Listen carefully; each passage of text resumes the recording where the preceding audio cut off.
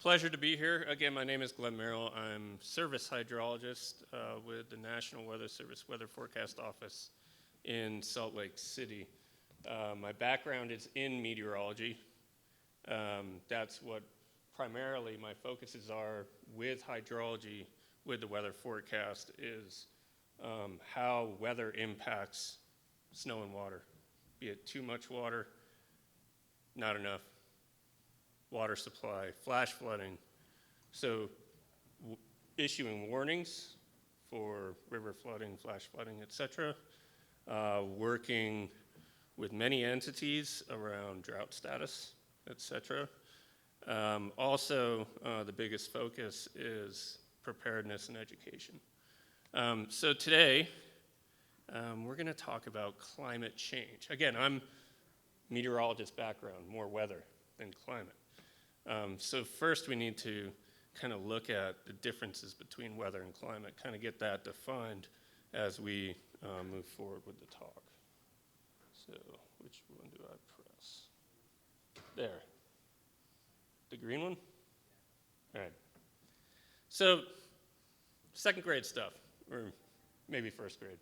What is weather versus climate here? Weather refers to the short-term changes in the atmosphere, where climate describes what the weather is like over a long period of time in a specific area. So when we get back to weather and climate, if you're noticing persistent anomalies with the weather, persistent, similar anomalies, that's then changing the climate over time, right? So as we move forward through the presentation, it's really hard to understand what's going to happen in the future. We have to look at the past. We need to look at trends. What are known knowns and what are some known unknowns in the data that we have present to us? And I'm going to start with the average temperature, mean average temperature on a daily basis for a whole year, dating all the way back to 1895 and bringing that all the way up to the present. That's what we're looking at here in this image. Of course, seasonal variability exists from year to year, and that's why it's not a linear curve. I'll try to talk in the mic better. So you see the seasonal variability. The green line is smoothed over time. And if you go from left to right in this graph, where we're looking at temperature in both Fahrenheit on the left vertical axis and Celsius on the right, you can see a notable increase in temperature, especially after this green horizontal line in the mid-70s, up to the present. The mean of all the years is 47.5 degrees Fahrenheit is the mean average annual temperature for the state of Utah. As of recent, we've bumped that up to about 50 degrees. And if we take that all the way back to the past, in the late 1800s, it was more like 46.5 degrees. So what am I showing here simply? It's a known known. The temperatures over time have increased across the state of Utah, and they've seen a dramatic increase in trend since the mid-70s. This is when we get into climatic global warming, just purely focusing on temperature. Now, if we look at minimum temperature on an annual basis, similar trend, maximum temperature, similar trend, all around that same time. So main takeaway moving forward is I'm going to be focusing on temperatures a lot, on anticipating impacts of climate change moving forward for the Weber Basin. Precipitation here, again, you see the seasonal variability from left to right. There's no strong signal in how precipitation has changed or not changed over the last 120 plus years. Again, there's seasonal variability, and that may last for several years in a row for a wet period or for a dry period. You can see very wet periods of the 1980s, the early 1980s, and more recently, just the last couple of years on the far right, but there's no strong signal in precipitation. So if we don't have a strong signal currently in how precipitation has changed, but we've got a strong signal in how temperature has changed, which one do you think should be weighted more if we're trying to project in the future? I'm going to hold on to temperatures more than anything else here in this talk. Again, temperature and precipitation combined, looking at historical long-term drought periods using the Palmer Drought Severity Index, where the warm colors are persistent long-term drought periods, the cool colors are the opposite, wet periods. Of note here, specifically, and I'll go back to how earlier it was discussed that record-breaking snowpack year didn't change things too much, right? You'd think a record-breaking snowpack year from 2023, if you look on the far right of that image, would have had a more significant change in the net result in drought conditions. Yes, it started pulling us out from an extreme drought period, but there's very little influence compared to other more prolonged, multi-year wet periods.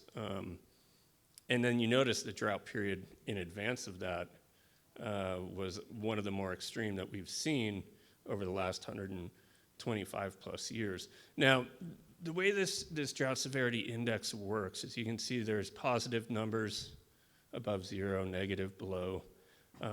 That -4 correlates to a D4 drought or an exceptional drought. The top notch for drought, the worst drought that you could be experiencing. D3 is extreme drought, D2, et cetera. So that's how that works, and you can see the seasonal variability and the very minimal changes that record-breaking snowpack year had. Now, if we look at the actual drought status, and now looking at D0 to D4, from abnormally dry to exceptional drought status, since the turn of the century, here's our 20-year drought, essentially, that we've been experiencing. Yes, we've had wet years. We've had very wet years. We've had 2005, 2006 were very wet. They did start to pull us out of drought, but we went right back in. 2011, same. 2023, look at the trends. Drought starting to open that door. Here's Johnny, right? Creeping in again. So we're going to have to watch that moving in the future here over time. In Utah, I've stolen this probably from Candace. If we're not in drought, we're preparing for the next drought. Drought is more common than not. So now, this is where I'm going to start trying to tie things together anyways. If we're seeing a net increase in temperatures, and drought is more common than not, if you have higher temperatures during a drought period, do you think it's going to be more impactful or less impactful than lower temperatures? Well, more impactful. More evapotranspiration from the plants, evaporation from our water bodies, more impact to our soils. All these impacts, it's a feedback loop that then impacts what we see in some cases with drought status, not just the status, but how quickly we can get into a worse drought category. Wildfire, impacts on surface water bodies like the Great Salt Lake. Over that same time period, taking the time series of drought, look at periods of more of those extreme drought episodes and the drop in lake levels. Now, this doesn't factor in any of the upstream usage, right? But if we're thinking extreme hot droughts having more impact on evaporation, just look at, the end of 2019 through early or fall of 2022, and look at how much the lake receded during that extreme drought period. Drought also affects not just living plants and vegetation, but dead and down, et cetera, for fuel loading for wildfires. This is some data from DNR on just the trends in wildfires over the last 50 years in the state of Utah. Increased annually since 2000 with an average of 70,025 burning 7 million acres annually. Fire size has increased over the last 50 years. Again, impacts of potentially increasing temperatures impacting those drier periods that much more, which then have a net impact on the fuels that the fires burn off of.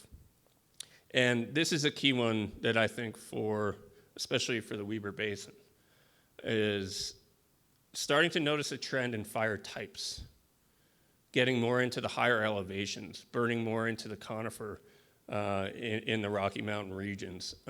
That's something to watch moving forward too.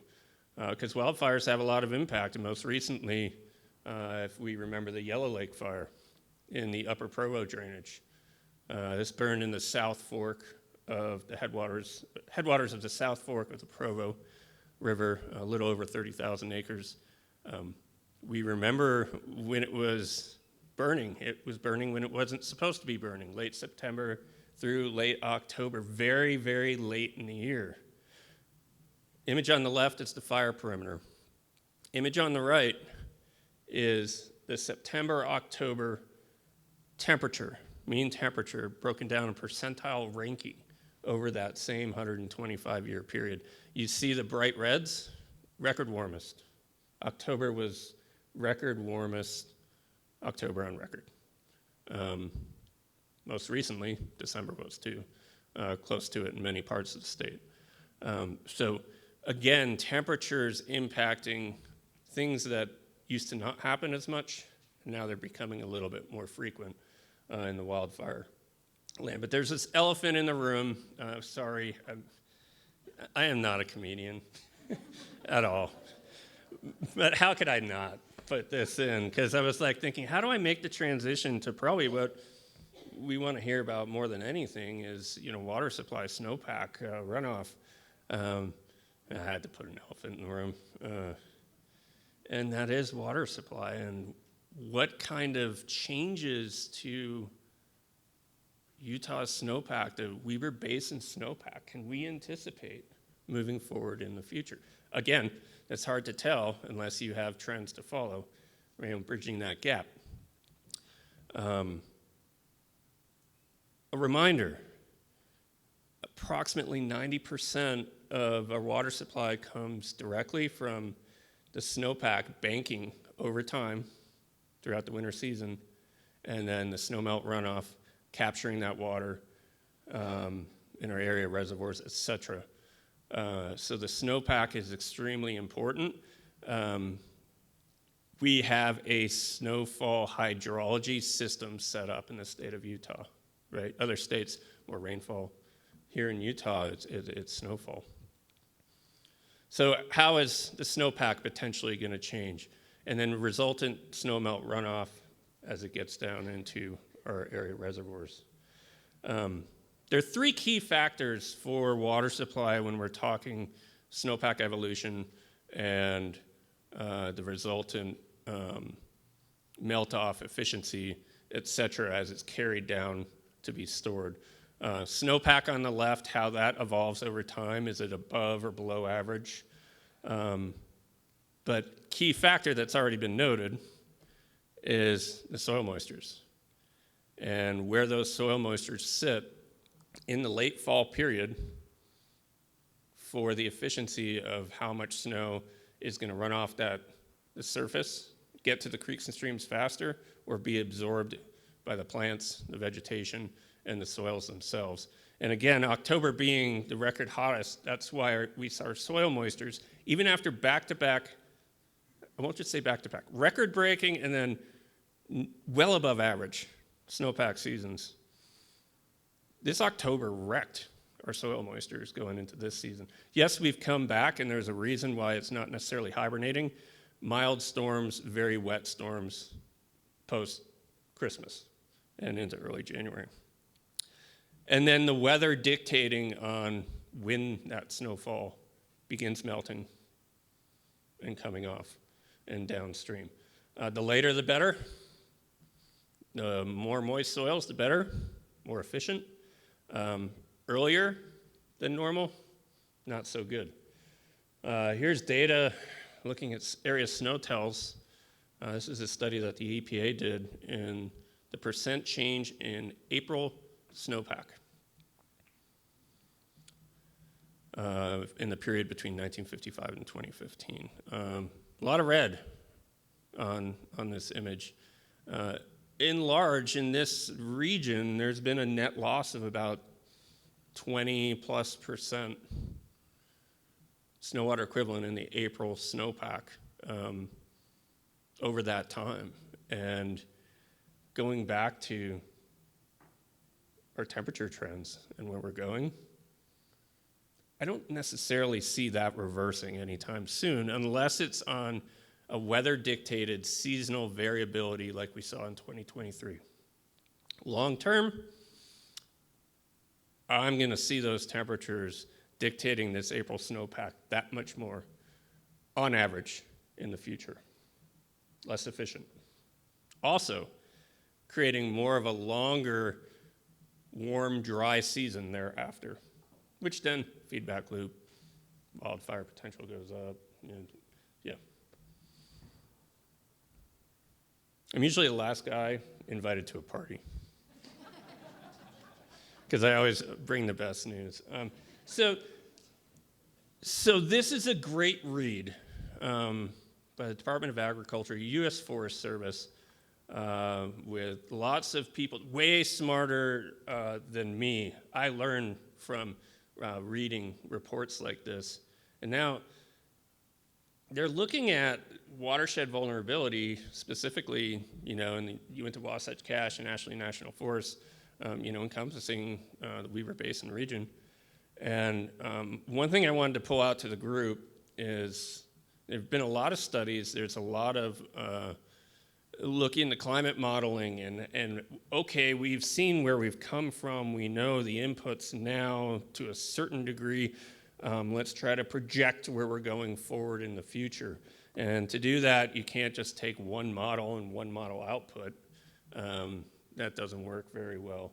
In the case of this study, they're using data from 231 model runs, essentially keep creating a scatter plot moving out in time of possible scenarios and changes of temperature from the 81 to 2010 period versus the, I believe it's 2035 to 2064 climatic period over that time. What can we expect from, changes in temperature and changes in precipitation? And again, it's an ensemble. It spreads out over time.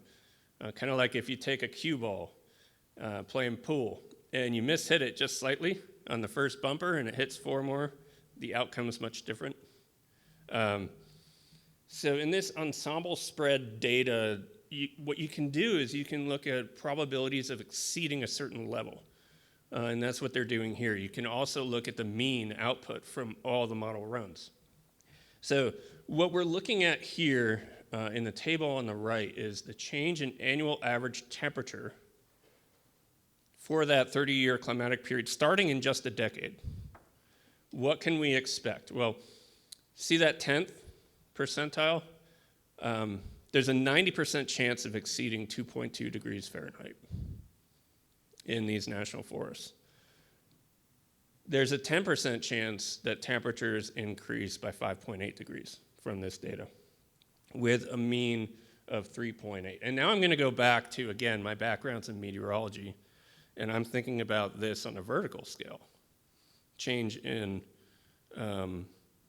temperature vertically in time and how that might relate to snow levels and snowpack accumulation evolution throughout the winter season. So let's talk lapse rates really quick. I won't bore you too much. Unless we're in an inversion where you have cold air at the surface and up high, you get colder as you get higher. And there are different lapse rates. There's a dry lapse rate, and there's a moist lapse rate. If we look at the moist lapse rate in the atmosphere, that's basically, consider a winter storm, essentially near saturation, precipitation falling. That's a moist lapse rate. Essentially, every 1,000 feet is about 3 degrees Fahrenheit.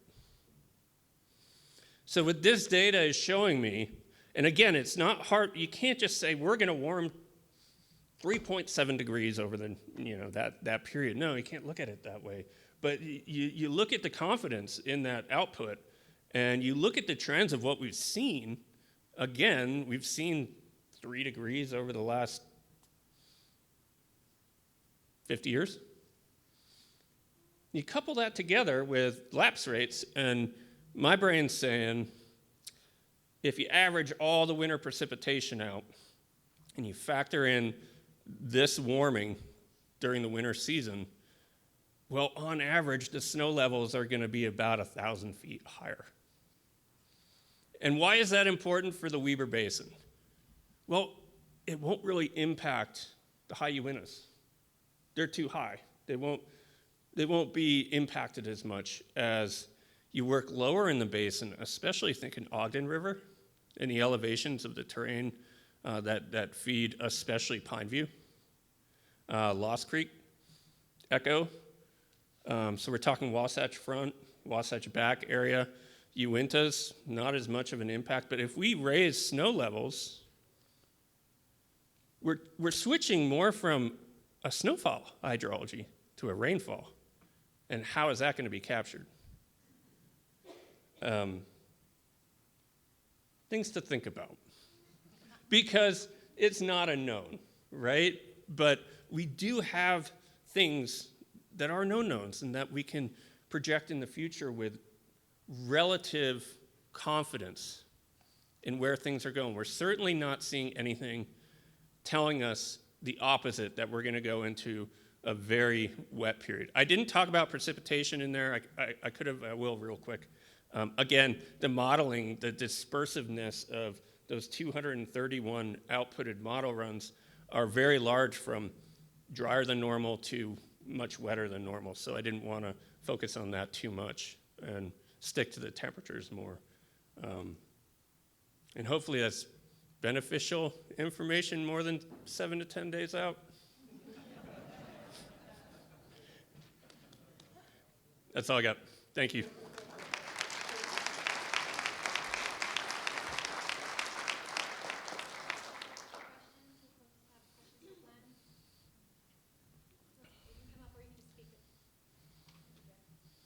Be easy on me. Hey, I had a question as you're speaking. I wonder, thinking about the how warmer air increases the water holding capacity of air. Do you see any hope or optimism in that fact that we could get more moisture coming from the ocean with warmer air? And with the monsoon as well. There's a lot of studies that point to a net increase in the intensity of precipitation events in time, but not necessarily the frequency. How often they occur. But yeah, warmer air holds more moisture. But it all depends on where you're tapping into that moisture. So if it's the Pacific, it's more, the mid-latitudes of the Pacific. If it's the monsoon, well, now you're looking down in Baja. And then it's going to be the storm tracks from there and how that moisture, if it can, gets into the Eastern Great Basin. Yes? What about heat columns, urban heat columns? I know you're showing Yep. data for the state. Yep. If you look at more rural areas versus urban, are those less dramatic changes in temperatures at night? Urban areas are warming faster than non-urban areas. Again, this is looking at statewide as a whole. And where urban areas are warming the most is in the overnight minimum temperatures, getting hotter and hotter. Yep. Great. Well, I guess with that, we thank you again, Glenn. Absolutely.